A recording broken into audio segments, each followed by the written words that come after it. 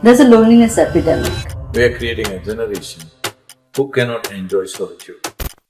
Loneliness is a way you web around yourself. It will lead to madness. Can you talk to me about the concept of God and So you admit it's a concept.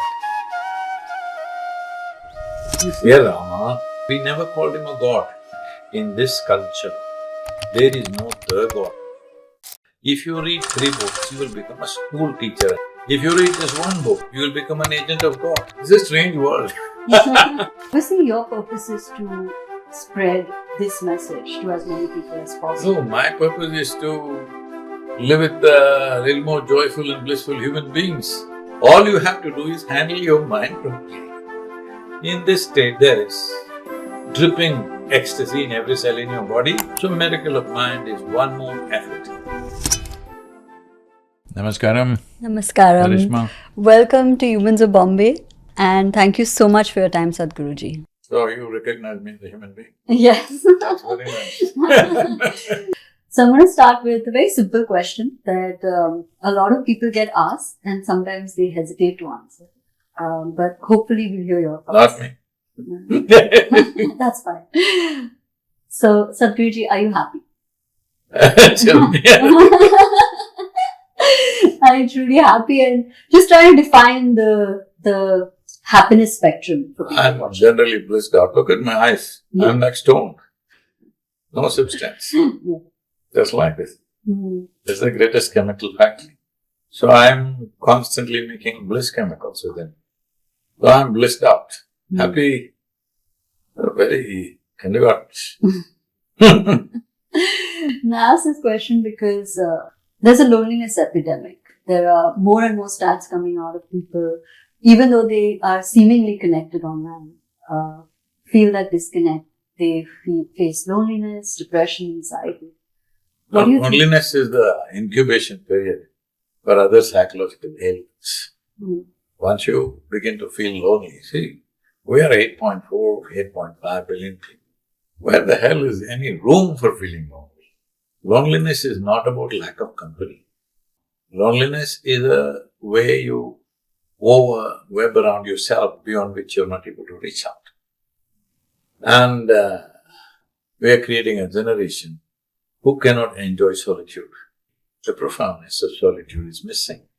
So, the only way people know how to do is to constantly express themselves. Expression is good, but without perception, if only expression is happening, it will lead to madness. And loneliness is a very concrete step. Once you take that step, other things will naturally follow. It just takes environmental, situational support. Situations push you, you will get there very quickly. It's unfortunate that, forever, for thousands of years, humans have, not only humans of Mumbai, humans around the world have struggled for survival. Just I want you to think about it. Today, all these things are taken for granted. If you open your tap, water comes, even in Mumbai, yes? Even in Mumbai it comes, yes. But if you were here 1,000 years ago, if you want a bucket of water, you had to walk down 2 kilometers to a river or a pond or something. Take it up, bring it back. I'm asking how many young people, leave the girls, how many young men are capable of carrying 2 buckets of water 2 kilometers and bring it home? They're not even fit enough for that anymore. Why is this happening? Simply because our survival is better organized than ever before. Ever before. Never before human beings have known these kind of comforts and conveniences as we know today. Especially for women, I'm saying. Life has never been this good ever in the history of humanity for a woman. Yes, sir? Just see how it's been. Look back and see. Her physical safety, her well-being, nothing was guaranteed. Always it was under threat, and it meant enormous amount of physical work and stuff. From the age of 14 to 48, she was only generally delivering babies and doing those chores endlessly. I'm not saying it's wrong. Somebody did that. That's why we are here. Both of us are here because somebody did that. But I'm saying there was no choice about anything. This is the first generation of women who have this freedom to choose what they want to do or what they don't want to do. This must be celebrated. This must not be suffered. But already well-being is just coming and already we're beginning to suffer that. Very unfortunate. This is simply not because of social situations.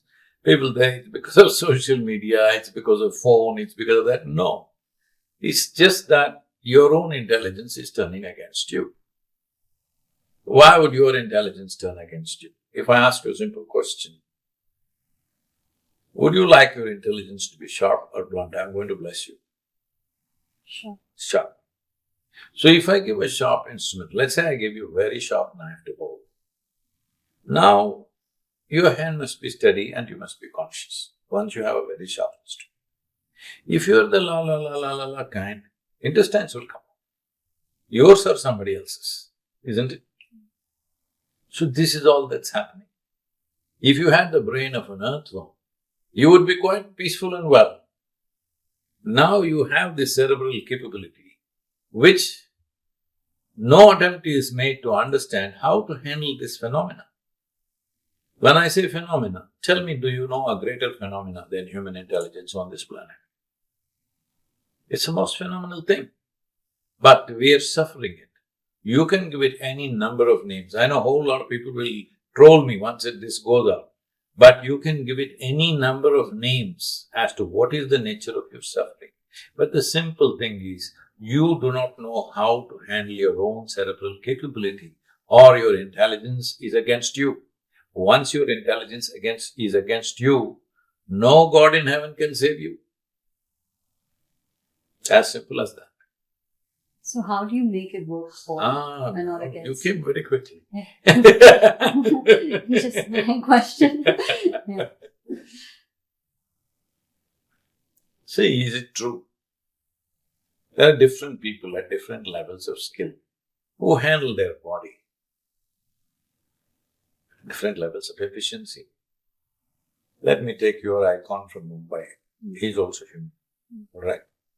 But they call him a god. Well, you're such a tender. What does this boy do? He just hits the ball, hits the ball, hits the ball, hits the ball. All right? He did nothing else with his life. But he started hitting it so well. You made him a Bharat Ratna. Then he started hitting it so well. Then you said he's a cricketing god. What is this? Just hitting a damn ball.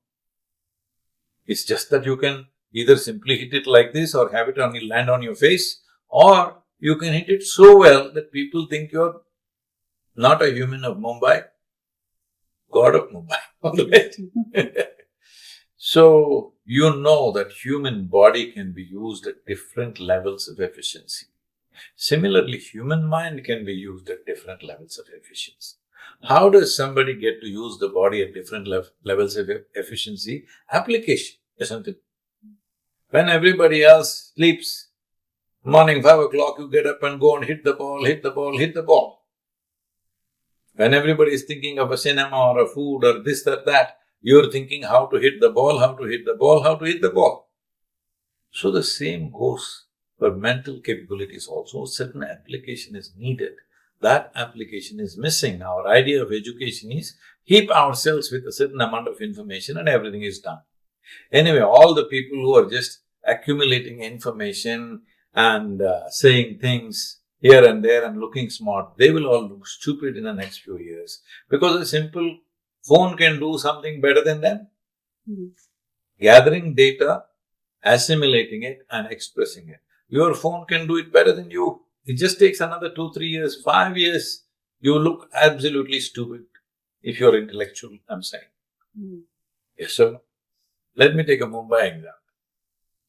In 1972, I'm 72 or 73, you should tell me, you are the Mumbai girl.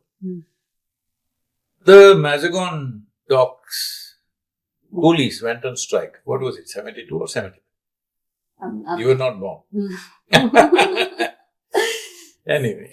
2 decades later. I'll take that. 5 decades later.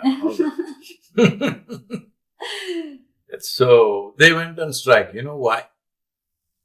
They were unloading a vessel, a seafaring vessel. Those days, the largest ships were about 125,000 to 130,000. They were taking 24 to 28 days to unload one ship. Hundreds of coolies going up in lines like ants and bringing it down, bringing it down, bringing it down. Then they set up the first gantry, which could unload a ship within 24 to 26 hours. So they all went on strike. If you put this machine, what are we supposed to do? I grew my muscles. What am I supposed to do with my muscle? Well, today there are no coolies. They are all gantries only in all the ports across the world. Aren't we happy? All the physical work is being done by machines. Do you still want to go and dig with a crowbar and a pickaxe? No. All physical work, any hard work is done by the machine and we are happy. Now, intellectually also, right now, if you read 3 books, you will become a school teacher and mess up the future generations. If you read 10 books, you will become a professor and bore people to death. If you read just 1 book, you will become an agent of God. Yes, you have to just read only 1 book, then you become an agent of God. You read nothing like me and people call you a mystic. This is a strange world.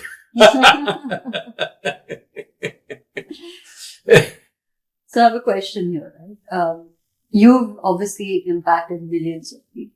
For example, even me, when I look for a guided meditation, I gravitate towards the meditation I was mentioning earlier. You're doing Miracle of Mind? The Chit Shakti. Oh, you are not one of those who downloaded 2 million. No, I have downloaded it, but I'm saying this is the one I gravitate towards, right? Because it's there. Like I have some connection with it. Obviously, your purpose is to spread this message to as many people as possible. No, my purpose is to live with a little more joyful and blissful human beings. Idiots are unnecessarily messing their lives out. People are going to troll me like crazy. But I'm telling you, set the standard for yourself. If you walk around today as in misery in your head, you are a bloody idiot.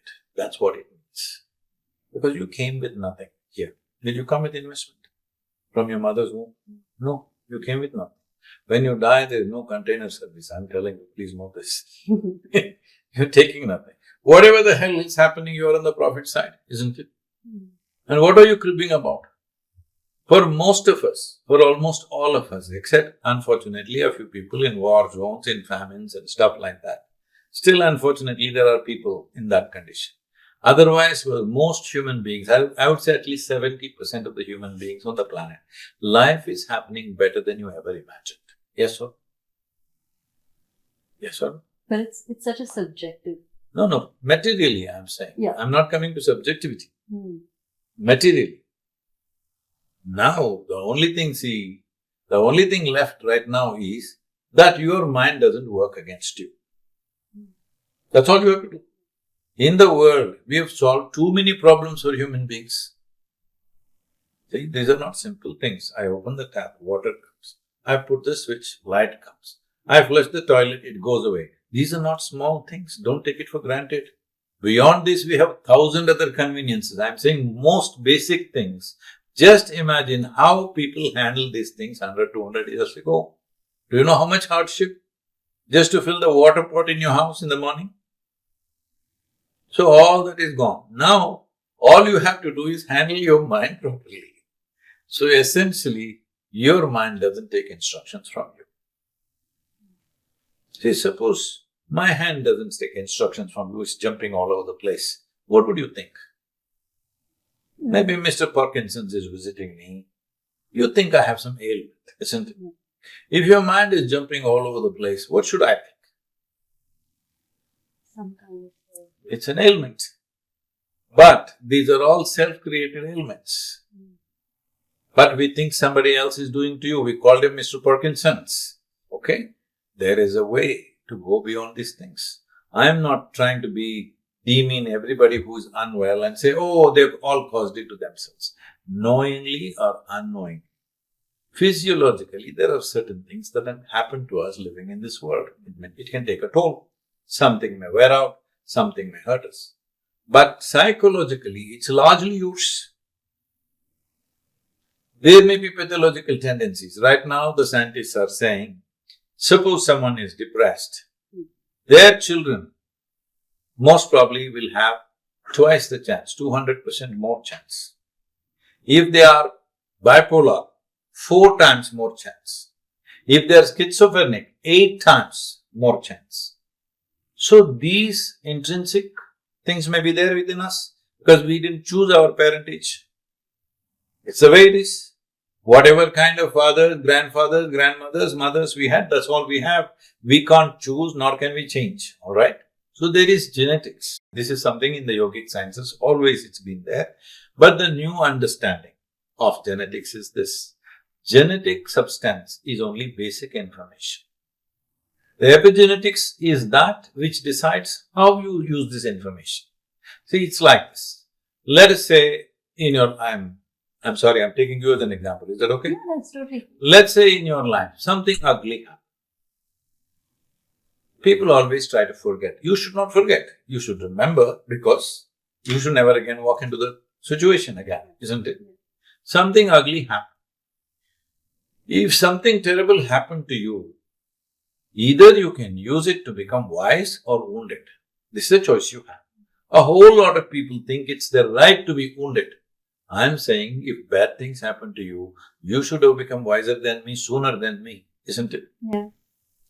But isn't in the remembrance, right? Like if you remember things that have happened to you that were not great, doesn't that lead to suffering? Because it's in your mind. I'm asking you, you remember means what? It's not here, right? Yeah. It's not in the present. It's not here. It's not a reality. Am I correct? Yes. It doesn't exist. Am I correct? Yes. So if you suffer that which does not exist, what should I say? You keep suffering. It's getting serious. Let me tell you a joke, okay? Well, it's like this. If you build a castle in the air, I appreciate you if you brick by brick in detail, if you build a castle in the air, because the power of imagination, the power of human imagination is not small. Almost everything that we have created has come from that, right? I will appreciate it. But after some time, you started thinking it's real, what you created. Then we say you are neurotic. After a little more time, you started living in that castle. Then we say you are psychotic. Then a third guy comes who collects rent for that castle. He's called a psychiatrist. With all due respect to all psychiatrists who are helping immense help for people who are broken in some way. But don't make it normal. Please understand, we can teach this generation and the next generation how not to be broken. But we have not taken that care. We have not done that. It's a fact. Neither the parents, nor the teachers, nor the schools, nor institutions are in any way training, growing children as to how not to be broken no matter what's the situation. Because situations will never happen 100% your way. Never ever. Yes? Yes. Nobody has situations 100% their way. But the inner situation is completely yours. Why you will not have this situation the way you want it is, there are so many people and so many forces. They'll all never happen your way. If you get it 51% your way, you are the controlling stake. But what's happening within you is 100% yours, isn't it? Let me put it this way. You must clearly say yes, no. Okay? Do you want health? Health. Health. Yeah. Yes. I say clear yes, because most people have not said it to themselves. Yes. So if your body becomes healthy, if it becomes pleasant rather, we call it health. Your body is pleasant. Health. If it becomes very pleasant, we call it pleasure. Got it? Yes. Pleasure of eating, pleasure of walking, pleasure of breathing, pleasure of gentle breeze upon your face. So many pleasures, all kinds. If your mind becomes pleasant, we call it peace. You want it? If it becomes very pleasant, we call it joy. If your emotions become pleasant, we call this love. Yes. If it becomes very pleasant, we call it compassion. If your life energies become pleasant, we call this bliss. If it becomes very pleasant, we call it ecstatic. If your surroundings become pleasant, we call it success. Only to create pleasantness in our surroundings, we need the cooperation of people and forces around us. Pleasantness of body, pleasantness of mind, pleasantness of emotion, pleasantness of life energies is 100% your business. Yes or no? Yes. But the moment I think I am feeling unpleasant because of you, then I am gone. I'll never be able to maintain my pleasantness because you can freak me anytime. You just have to say one word or not say one word. I'm saying, people are like this. If you say something, it'll break them. If you don't say anything, it'll break them. Hello? Tell me one thing that human beings are not suffering. If they are poor, they suffer poverty. You make them rich, they suffer taxes. Not educated, they suffer that. Put them to school, daily suffering. Not married, they suffer that. Get them married. I didn't say anything. No children, they suffer that. Give them children, every day suffering again. Tell me one damn thing that they are not suffering. They are suffering every aspect of life. So let's give them death. That also they will suffer. So your suffering is not because of life situations. Human suffering and human joy, both are created from within you. Your pain and pleasure, your joy and misery, your agony and ecstasy, everything happens from within you. Yes or no? So what's happening from within you must happen your way, isn't it? You're misunderstanding your psychological drama as reality. That's the whole problem. When you say, I remember the past, so I suffer. You're misunderstanding your psychological drama as this thing. So what is the solution for if you're suffering the past? If I take away your memory card, you will be fine? Yes, you will be. Yeah, no. Peaceful like this. Yeah. See, if we take away the potential, anybody can be peaceful. Why people are getting drunk? Why people are drugging themselves up? Because if you take away the potential, the problem is also gone. If I take away half your brain, you will never be mentally ill. Just know this. Hello? See, with full potential to be wonderful is the whole thing. I take away the possibility and I'm okay. What does it mean? So we are doing this in so many ways. By drink, by alcohol, by excessive eating, by various philosophies that we have woven in our minds. These are all ways to reduce your potential. And you feel reasonably okay. But if something really pokes you, that bubble will burst. This is not what I am talking. I am talking about if you are thrown into the war zone, still you are who you are. Who you are is not determined by anything that's happening around you. This freedom every human being must earn it because this is the fundamental difference between us and all the other creatures. See, all the other creatures are made like this. 90% of their life is determined by nature, natural instincts. They know everything. What is needed for their life? They know everything. They don't need the social support. Only 10% is learned behavior among them. I'm throwing the numbers, okay? Not exactly the percentage.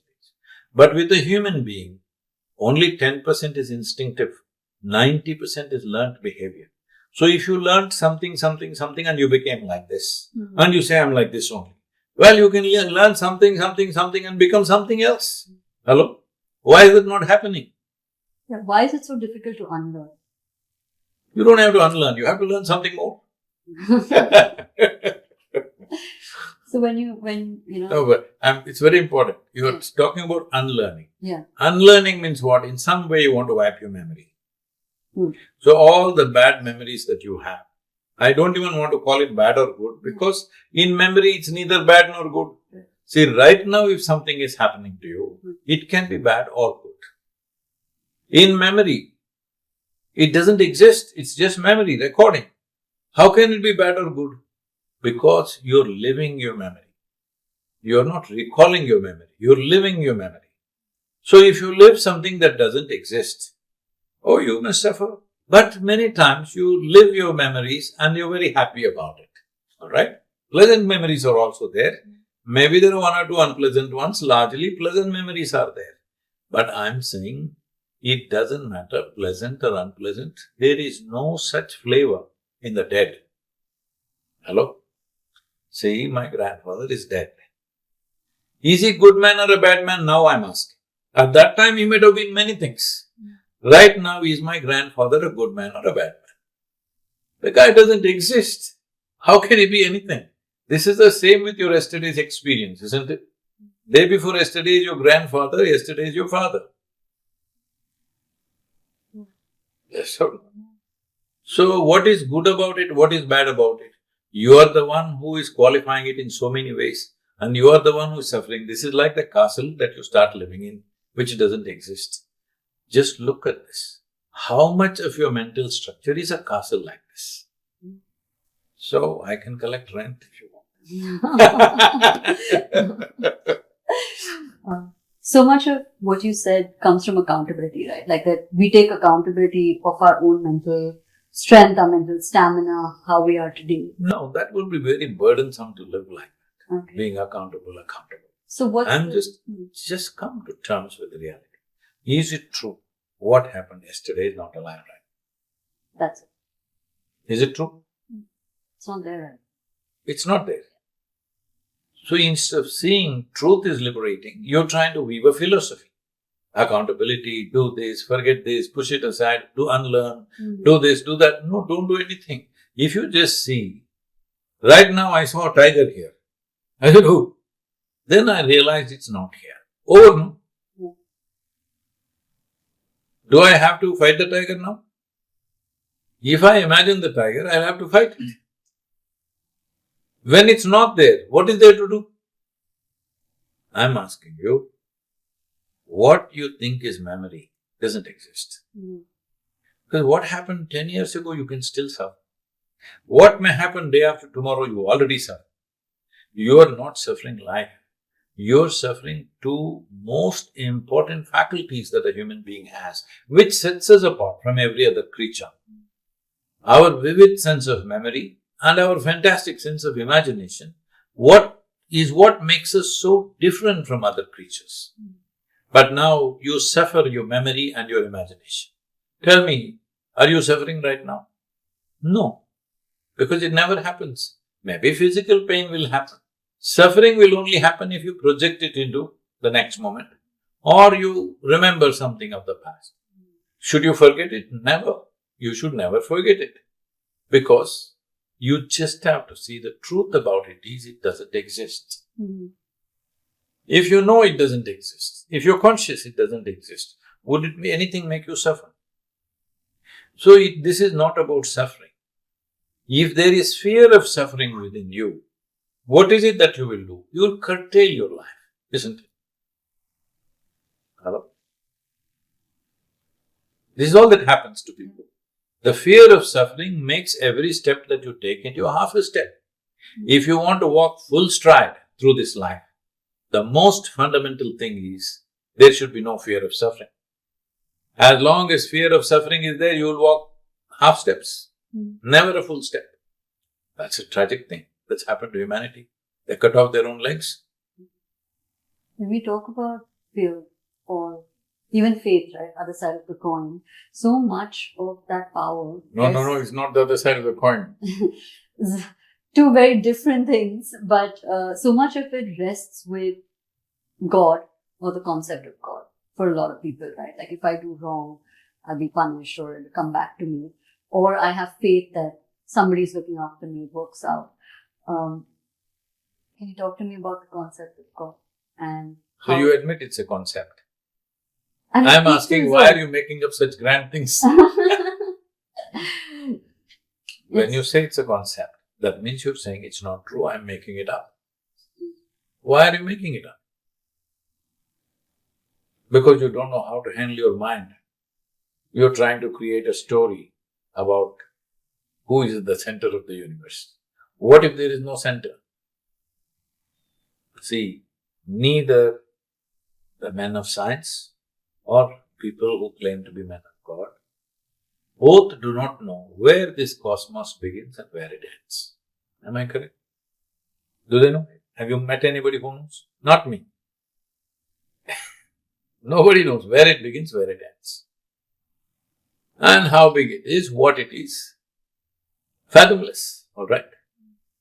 When this is the case, how come you know who created it and where they are? And they happen to be in human form. Suppose both of us were buffaloes. We would definitely be thinking God is a huge buffalo, bigger horns than you and me. Yes or no? So, this is like why this concept of God has risen in human mind is, see, we crawled out of our mother's wombs and we looked around, so much creation. You see how an infant looks? You have children? No. But you've seen babies. What's he doing? He's drinking up. What is this? What is this? What is this? There's a question mark in everything, isn't it? Wild with curiosity. Everything that he sees, what is this? What is this? What is this? You can see that in the eyes. After some time, because he makes silly conclusions. Otherwise, there's a question mark. What is this? So naturally, how this happened is there. It may be not an articulated question, but it's there. So initially you think your mother did it because she delivered you. Obviously you think she delivered the planet, but it's not so. Then you think maybe it's your father because he looks like a big guy. After some time you know it's not him. Then by then they will invent a big daddy up there. There's a big man up there who does all this. You can call him whatever you want. Generally he goes by in English language by the name God. Only because you have no explanation for creation, you came up with the concept of a creator who looks somewhat like you. Maybe extra hands. Look. 2 hands, you can only drink coffee. You can't do anything else. If you had 10, yeah, you could be drinking coffee, you can fight a battle, you can play music. You've seen all those things, right? This is human imagination. There is a certain science to it. In this civilization, there is a certain science to it as to why we create this, what is the purpose of this, all that. Leave that aside. But the idea that there is a God, where is he? Foundations of this building. Where is God? General. The concept. Up there. Yeah. By now you know the planet is round. And it's spinning. So on a round planet that's spinning, if you look up, inevitably you're looking up in the wrong direction. You're never looking up in the right direction. Hello? You're not even a North Pole to be looking up. I'm saying, I'm asking you in this universe, do you know which is up and which is down? Is it somewhere marked this side up? Did you ever see a board like that? No. So you do not know what is up and what is down. But you know who is up. Well, I think it's all right. It's all right for a child to go with that.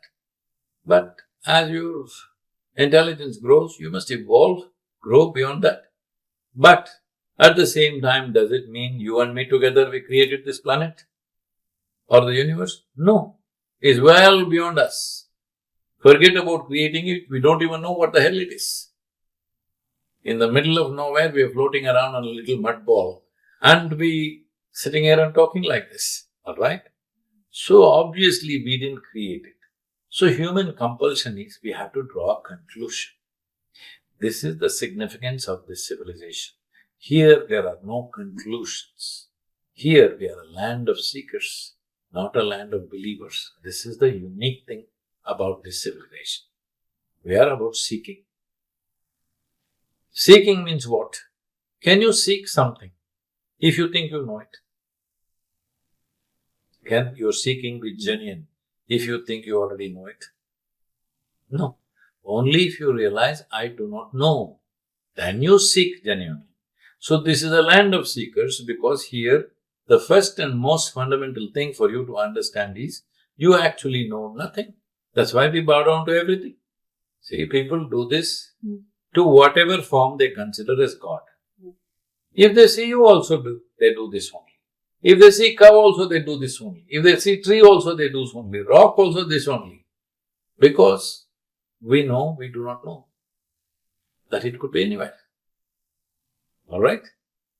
Not me, something else created this whole thing. What is it? And where is it? We don't know. So whichever direction we bow, we don't have any particular direction. East, west, north, south, with any damn place, non-existent direction also we'll bow down because we don't know what it is. Isn't that the fact with everybody? It's just you make up something and you believe it. Belief will give you confidence without clarity. Confidence without clarity is always a disaster. Hello? I can't see clearly, but I'm very confident. So I'll walk through this window. You know what will be the result. All right. If I can't see, at least I may ask your help. Please, can you? No. I'm very confident. I will walk through. So what is the role of worship in all of this, right? Because of course we have so many different gods, so many different stories. How does worship factor into it? See, being worshipful is the best way to be. This is what I was just saying. We are worshipful towards everything. I see you, when I come, I only do this to you. Not because I think you're Kali, I'm sorry, that's not the word. Not because I think you're Lakshmi, Saraswati, something. Alright? Simply because who knows? You may be that God we are looking for. Do you know for sure? Do you know? She may be in a podcaster form. Who the hell knows? So we don't want to take a chance. Even if we see an ant, we do this. Because we don't know how it is. And by doing this, we also know, if you are willing, in every piece of creation, the same reality exists. Were you born like this? No. You were born like that. You became like this. How? Did you grow from outside, or did you take little bit of meat and muscle and bone and patch it up? All from inside, isn't it? So it looks like the source of creation is functioning from within you. If you eat a piece of chapati, it becomes a human being in 2-3 hours' time. Something which is the source of creation is throbbing. So even if I cannot see it, I recognize that the source of creation is seeing, because this girl who was born 5 decades after the Mazagon strike, 3. Okay. And she's grown up like this. So, Creator is throbbing somewhere inside, isn't it? Otherwise, could you grow? Can you take a piece of chapati and make a human being out of that? So, if you became conscious of how this is happening, now you know the source of creation is functioning with it. Now you turn inward. Initially you seek everywhere, in the mountains, in the temples, in the trees and this and that. But once you realize it's throbbing right within, this is the easiest access you have. So you turn inward. If the human intelligence is not messed with other people's concepts and faiths and stuff, every human being is a natural seeker, isn't it? It's in the nature of human intelligence that if you realize you do not know something, you inevitably want to know, isn't it so? Especially if it's of fundamental importance to you. So, this is all we have to do. Don't mess people, especially children, with your stupid belief system. That means what? This whole civilization, all these gods, goddesses, that is because we know the technology of God making. You must understand, in this culture, there is no the God. All the people who worship, you worship today in this Bharat, these are the people who walk this geography at some time, isn't it? Your Rama, Krishna, Shiva, everybody walked this land at some point. And were they all walking 3 feet above the ground and flying around like that? Hello? What do you think? They plodded like you, they struggled like you, they fought like you, they had more drama than your life, far more. A whole lot of unpleasant things happened. Just look at Ram. You call him Ram or Rama here in Marathi? Rama. Rama, you're Rama. So you belong to South India. Yeah, Rama. If you go up north, they'll cut it down and say Ram. Okay.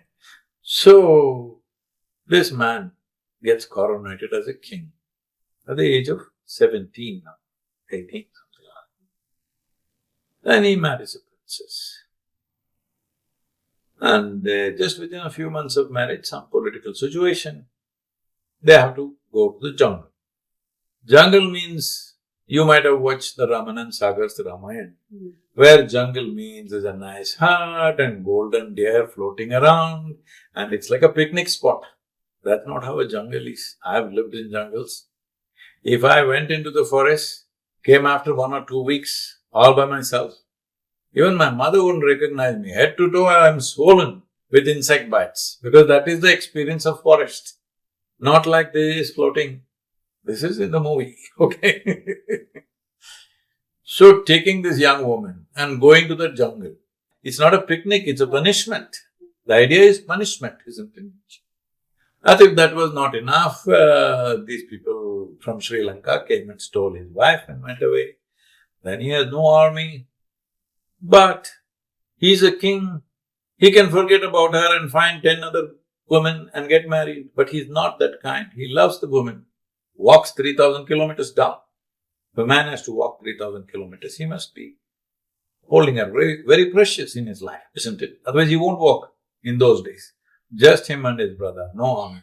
Then he builds an army, fights a thing, and burns down one of the best cities of the time, Lanka, and then brings back his wife and kills people that he doesn't like to kill. All that he does, brings his wife back. And again something happens, and again she has to go to the forest and she's pregnant. For a king or an emperor, wife is pregnant is a big deal. It's not just about children because it's hair. And he doesn't know whether it's boy or girl, boys or girls or what it is, no sonogram, Then she goes, see, there was 2 boys, he doesn't know. If something really terrible has to happen in our lives, knowingly or unknowingly we killed our own children, it's the most terrible thing that can happen. He almost killed his own children, very close. Fortunately, it did not happen. Then he never saw his dear wife. She died in the forest. We can glorify it in 1,000 ways, but the fact is he never got to see her, for whom he fought a battle and walked 3,000 kilometers up and down, 6,000 kilometers. He never got to see her again. She died in the jungle. So this is not a successful life.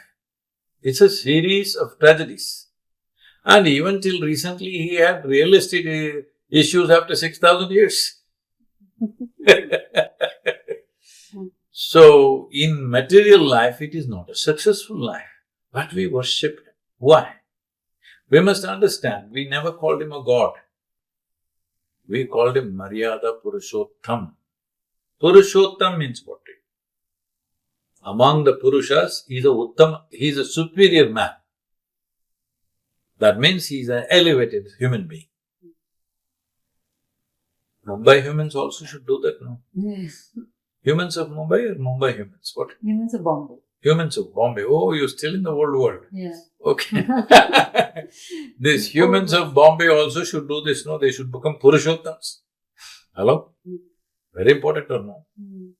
Because you as a human being, you're sitting here. How low you are or how elevated you are, just your choice. Yes or no? Is it so? Circumstances may be poking you, nudging you, doing so many things. But how you keep yourself within you, how you live in this town may not be your choice. Other people may decide how you live. But how you are within you, is it 100% your choice? Then why are you not a Purushottama? Choice, we have not made the choice, isn't it?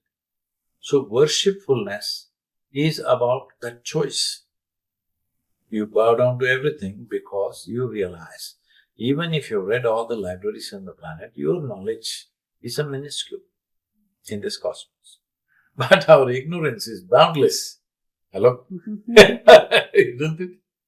So if you identify with your ignorance, you become boundless. If you identify with your knowledge, you become a minuscule. If you are a minuscule, can I call you Purushottama?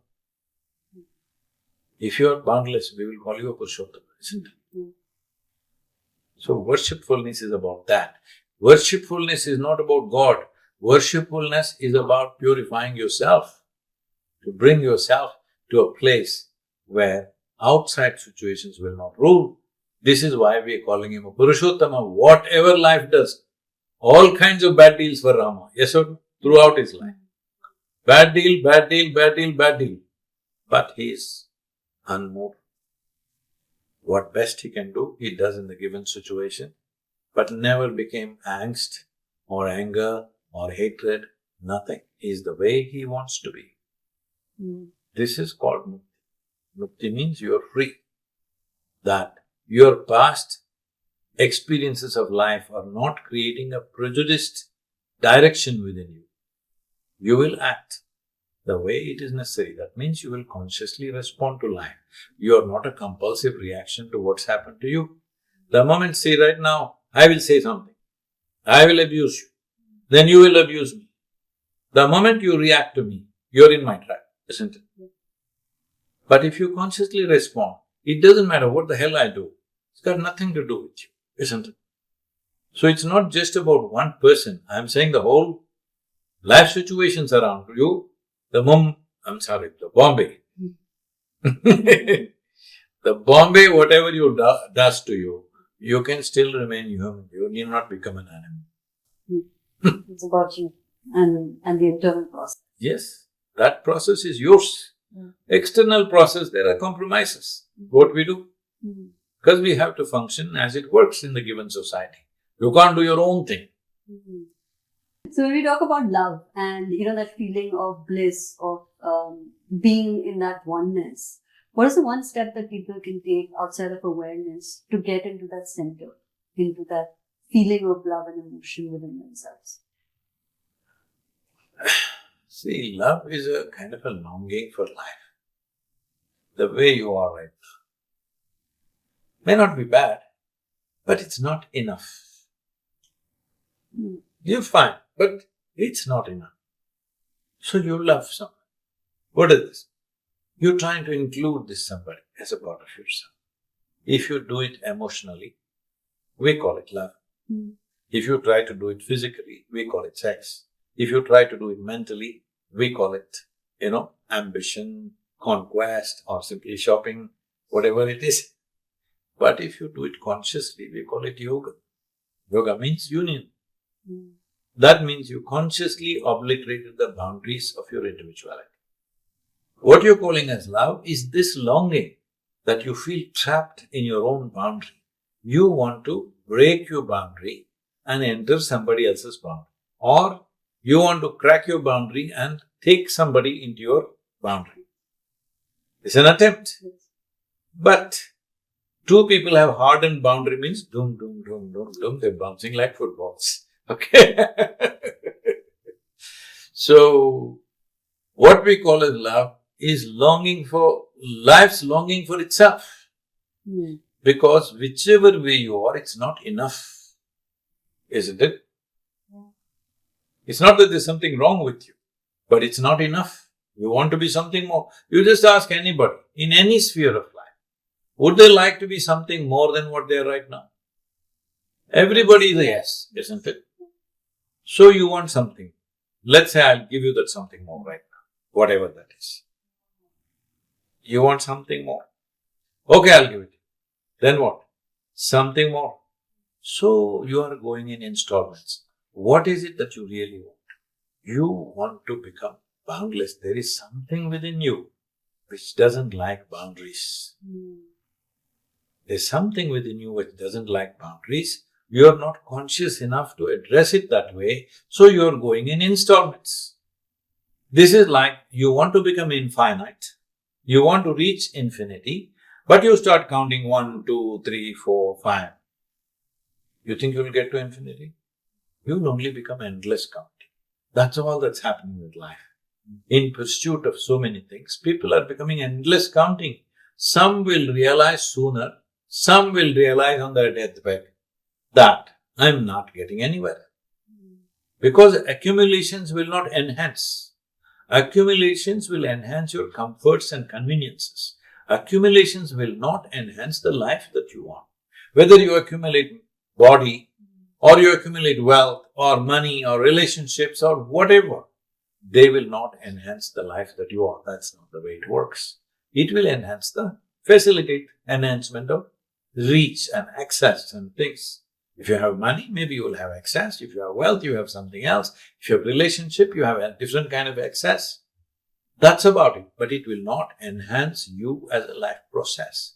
For this, you must consciously obliterate the boundaries of your individuality, which you are trying to unconsciously do in a love affair. But a love affair is far more dependent on somebody else than you. It's external. I am not saying it's external, internal. It is internal for you, experience-wise. Yeah. But it is so dependent on you that you could freak me. Alright? It is so very dependent on you. So now, the next form of love affair is, I'm in love with Krishna or Shiva or somebody. Because he doesn't mess with me. I have a more stable lover now. Yeah. Dependable lover, because I can make him the way I want. These humans of Bombay, lovers, they're not the way you want. One moment they'll be the way you want, next moment you don't know how they will be. So I will create another lover who is just the way I want. No problem with him. Alright? So these are all different ways human beings are trying to find solutions. But what is the solution? The solution is this, that no matter where you are, you want to be something more. And that something more is not about something, it's about everything. Is everything possible through physical means, I'm asking? Physical. No, I'm saying, right now you wanted this chair, you got it. Yeah. Then you wanted that chair, you got that. Then you want that chair, you got it. Can you have all the chairs in the world? No. No. I'm using chair as a silly Everywhere. example, Yeah. alright? I'm saying physically you can never expand limitlessly. Yeah. Even if you have the planet, you look at the moon, isn't it? Or Mars. Oh, you went to Mars also, No. you're going very far. There's lots of chatter about one-way tickets to Mars. All the best men are there, I believe. So, physically, your expansion will never be complete. Yeah. So, once you realize this, what is the option? This is when you turn spiritual. You understand, physical things only can be little bigger than the way it is right now. It can never be boundless. So, the only way is a non-physical dimension of life. If you touch that which is not physical within you, see, there is something about you which is not physical. Right now, when you sit here as a woman, you're physical. See, your body is your body.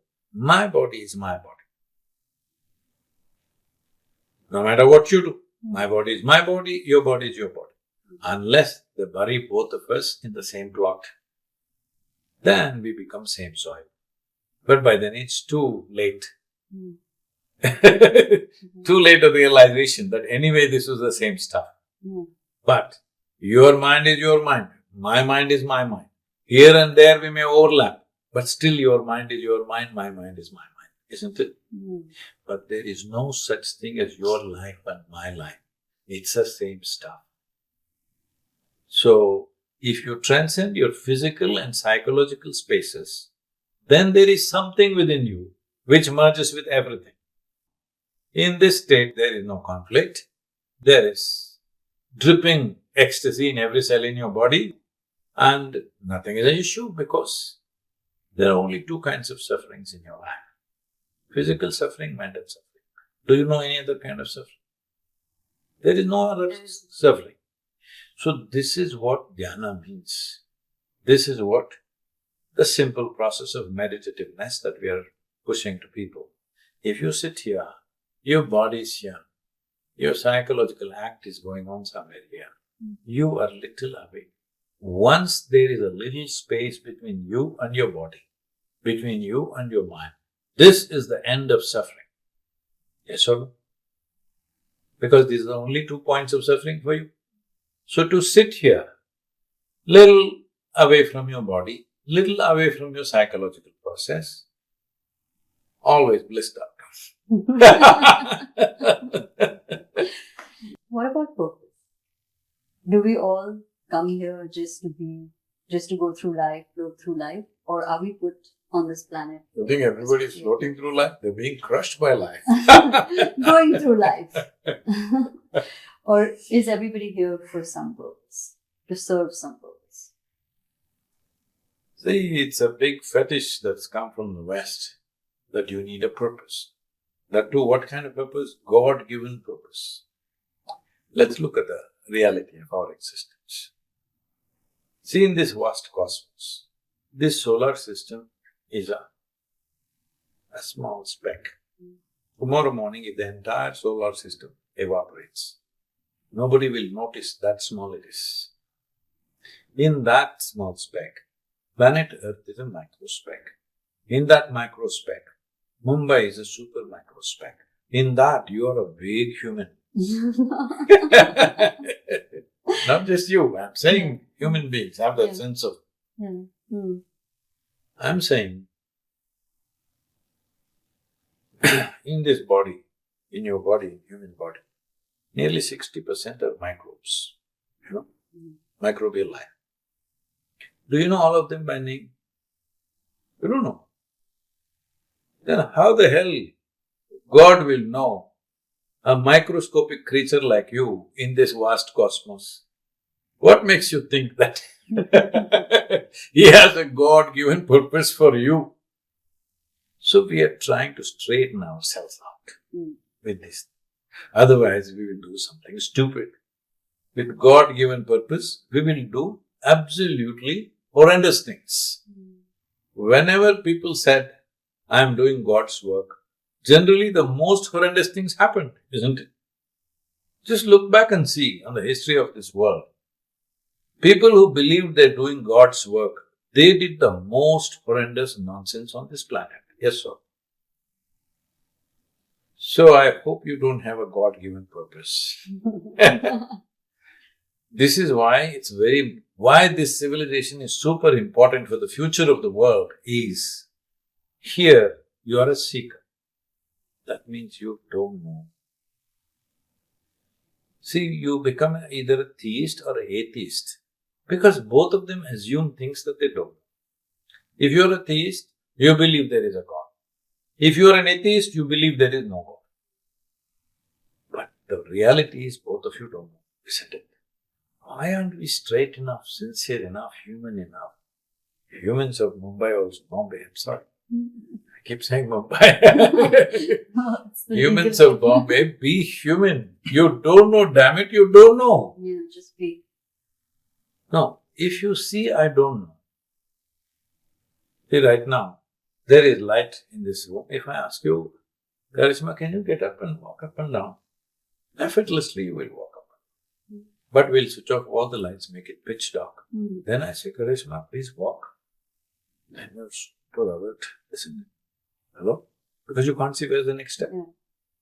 That's the way to live. Every moment, you're super alert with life. Your intelligence is in a dynamic mode. Whether you're asleep or awake, it's in a dynamic mode. Then you will unlock something in your life. If you put it to sleep with conclusions, I'm doing some stupid thing because God told me so, then you are a blind man. It's very, very important. All the faculties that you have, including your intelligence, must be in a dynamic mode. But we want to put it in sleep mode because they have told you this is not real life. you will go to heaven and there you will live real life. Let me put this, everybody will be trolling me. Anyway, I'm today on that mode. Okay. Troll mode. They will all get me. Heaven is the most criminal idea ever put forth to human beings. Most damaging thing. Because when I say there is heaven, what it means is, you're sitting here, Karishma, this is not real life. It doesn't matter what's happening here. You will go to heaven and everything will be fine. That means this is not the real life. This is the worst crime upon humanity. That you tell people this is not real, something else is real somewhere. Have you been there? No. Has anybody been there and come back? No. Do you have some direct information? Do you have at least a GPS guide to how to get there? No. But you create these things because this is the way you think you can handle your mind. You're only trying to handle your mind, please understand, not the world. Yeah. There are better, sensible ways to handle your mind. Your mind. It's like 5 fingers. These 5 fingers do only what you want, isn't it? Unless Mr. Parkinson has come your way. Or something else has struck you. These 5 fingers do what you want. If they start poking your eyeballs, what do you do? Push it away. Okay? Your own hands. No. How do you push it away? Yeah. If you start poking your walls, I'll hold your hands and say, don't do it, don't do it. If you don't listen, we'll tie you up. Yeah. If you don't listen, will you take it to a doctor? Nothing works, then we'll have to amputate you. It'll happen, isn't it? So, your own intelligence turns against you, so you create heaven, hell, this, that. Why? You're calling yourself humans of Bombay. Humans of Bombay. If you're a human being, at least first learn to be straight. What I know, I know. What I do not know, I do not know. Is this okay? Then why are you inventing all these things? Don't invent things. If you pay attention, there are many things you will realize. But ego plays such a big part in all. Where is your ego? You have that also. Where is it? See, Tell me where is it, I'm I'll just fix the it right instrument. I'm just the instrument. I'm just asking questions. Do you have an ego?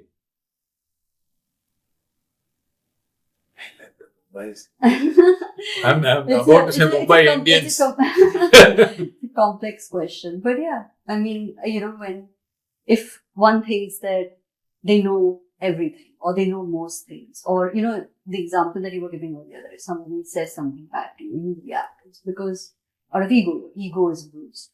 So how does one manage ego? The ego is a fall guy. Is it true? Sometimes you're very nice to yourself and to people around you. Sometimes. All the time nobody is. Yeah. And sometimes you can be nasty. Possible or no? You don't want to admit on the show. Sorry. So sometimes you're very pleasant, sometimes you're nasty. If you see, sometimes I'm so wonderful and sometimes I'm nasty, you naturally want to curtail the nasty. You want to get rid of it. Because you don't want to be nasty, right? But whenever you're nasty, you say, my ego did it. It'll never be fixed. You're inventing a new guy within you. I'm first of all asking you, is there only one person in this body or 2? Only one? That's healthy. If there are 2 or more, you are either schizophrenic or you are possessed. You need either a psychiatrist or an exorcist. Only one person there, right? Hello? So this one person, sometimes pleasant, sometimes unpleasant, sometimes wonderful, sometimes nasty, that's the kind of person who is there in that body. Yes or no? So, if you see this, you will make this person wonderful. If you see, I'm really wonderful person, but there is some other guy who speaks nasty things from me, come on, it'll never be fixed. So, we are always inventing like this. Don't invent anything. That's why I said, you have not seen Mr. Ego, have you? Why do you talk about that guy? You have not seen Mr. God either. But you know, you didn't create the universe. That much we know, isn't it? You didn't make the flowers blossom. You didn't make the planet turn around. You didn't do nothing. Something is making all this, so we bow down. But you don't know what he looks like, what he is, whether he's a buffalo or he's a man or he's a human of Bombay or he's a human of whatever. You don't know. Because you don't know, the best thing is, you see this guy also you bow down, you see you also I bow down, cow also I bow down, snake also I bow down, because you don't know where the hell is and in what form. This is your reality, isn't it? Even if you're the most intelligent human being on the planet, still this is your reality. If you come to this reality, you will become realized. You must understand, in this country, we never called enlightenment as an attainment. We called it a realization. That means something that's already here, all the time it was here. I didn't see it, but today I saw it. So I felt like a bloody fool. It was always here, but I didn't see it. Now I am realized. That means I know I've been an idiot all my life. The difference between an idiot and enlightenment is just this. An enlightened being knows he's an idiot does not know he's an idiot. That's all the big difference.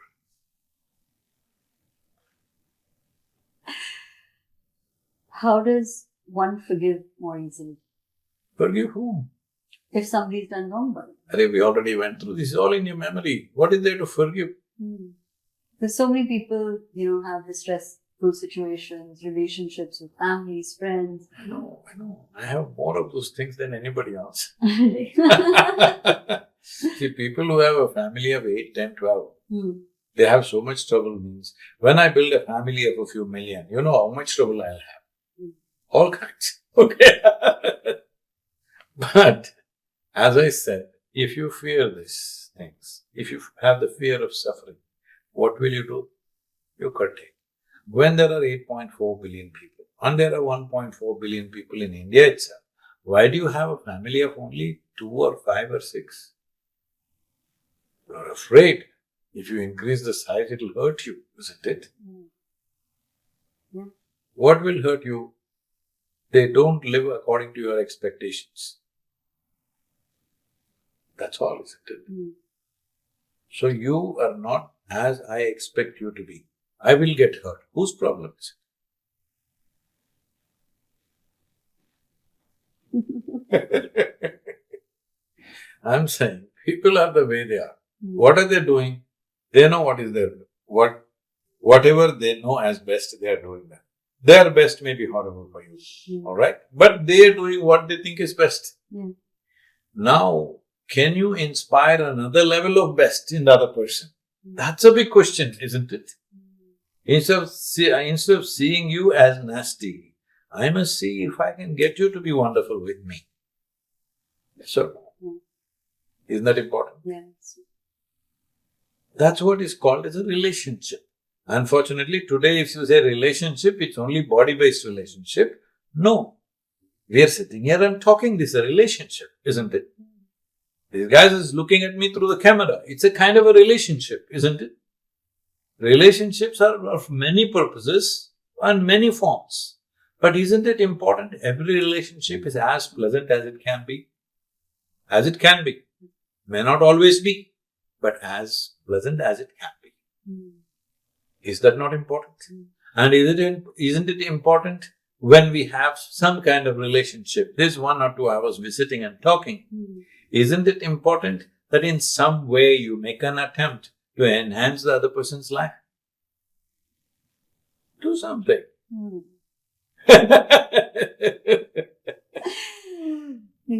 Let's talk about your app, the Miracle of Mind app, and it's broken the record of ChatGPT with downloads in the first 24 hours.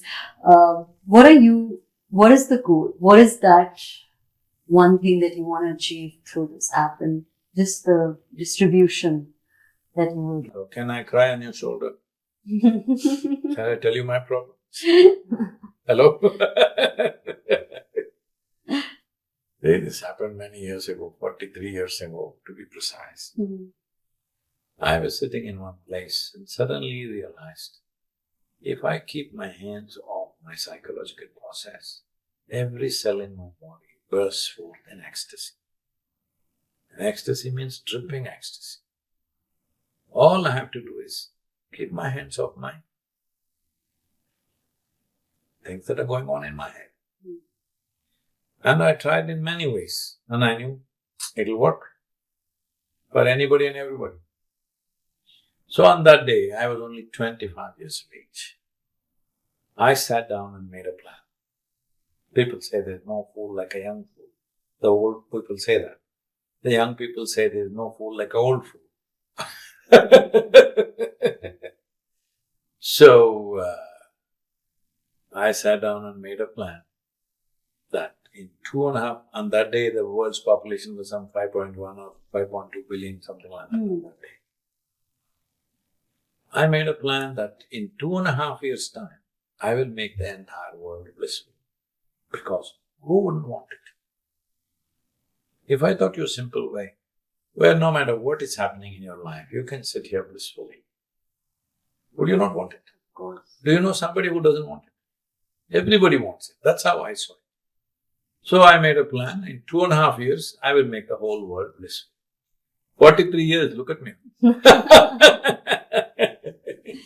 Today people say we are touching over 2 billion people. But 2 billion is not my idea of humanity. My idea of humanity is expanding because now it's become 8.4 billion people. Right.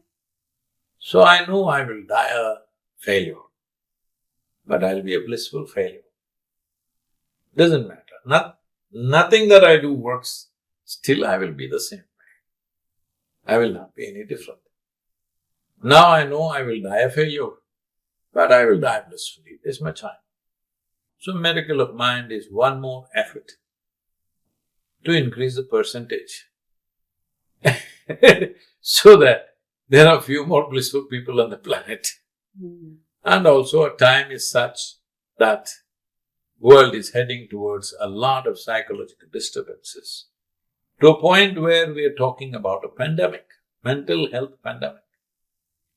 Probably most people did not know the meaning of the word pandemic 3 years ago. Now everybody knows. What it means is, you walked into this room with some problem. Now all of us in this room got this problem before we leave. This is a pandemic. But now a mental health pandemic. Your mind is doing some tricks with you. Now by the time we leave, all of us have got the same problem or some other problem like that. That looks ridiculous, but that's possible. Like never before it's possible. When you look at the stats, let me look at the stats in United States, because they've spent more time to measure those things.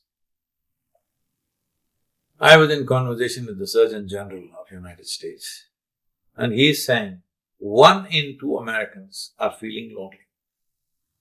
2 of us are sitting here together, and 1 of us is feeling lonely. What's happening to the other guy? Loneliness, as I said earlier, is the incubation period for mental illness. 1 in 3 teenage girls in America are on antidepressant medication, clinically depressed, 33% of teenage girls. In our understanding, in our generation, a teenage girl means she'll giggle and bubble for nothing. Because she's just enjoying the freshness of life within her. Nothing need to be happening, simply she will giggle. Now, 1 in 3 are depressed. You think that's a good sign?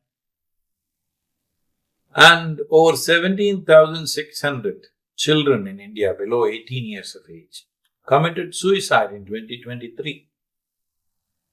Of this, 7,200 were below 15 years of age. When a 12, 13, 14-year-old child commits suicide, they take their own life, we are doing something fundamentally wrong. Hello? Do we need a more clear sign? We are doing something fundamentally wrong with the societies, isn't it? So miracle of mind is an effort to mitigate that. Our goal is, in the next 18 to 24 months, we want to ensure at least 3 billion people are doing 7 minutes of meditation. It's as simple as that, just 7 minutes. A lot of studies have been done on that in premier universities in the world, where they are saying the 7 minutes of meditation, the alpha waves in the brain are sufficiently enhanced to make yourself stabilize your mood, keep you in a peaceful condition. 7 minutes if you can't dedicate for your well-being, then you are a different kind of creature. You're not a human in Bombay. Wow. So 3 billion in the next 18 to 20. Yes. Wow. So, is there some pipe dream? 3 billion, can anybody do it? So, just to give you a perspective, in 2024, our video reach is 5.72 billion. Unique views are about 1.7 billion. And during the Safe Soil movement, we touched over 4 billion people in a little over 3 months. So, this is the times in which we are living. Many great beings have come. When they spoke, hardly 10 people could hear them. Today we have this, that we can sit here and talk to the entire world.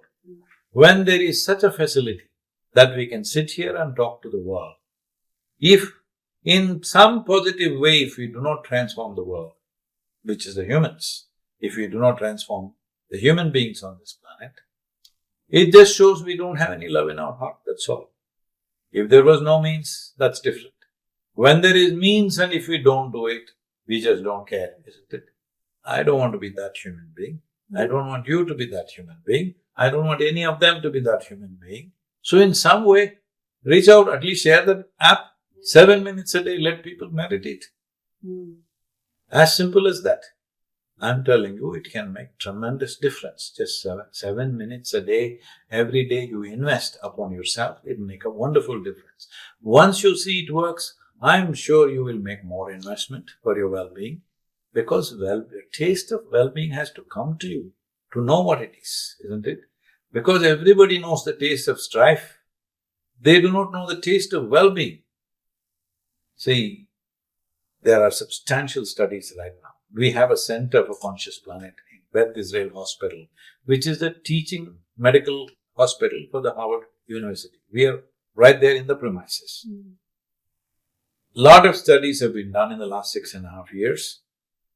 And also in the Rutgers and Indiana University also studies have been made. The simple thing is like this.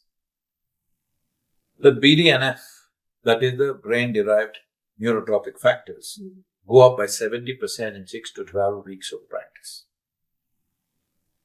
And the endocannabinoids, everybody, whole lot of people, at least the youth, are all smoking cannabis. There is endocannabinoid that your body itself produces this. See, look at my eyes. Your body itself produces the purest form of cannabinoid. And this goes up in significant ways just by doing the practice 6 to 8 weeks.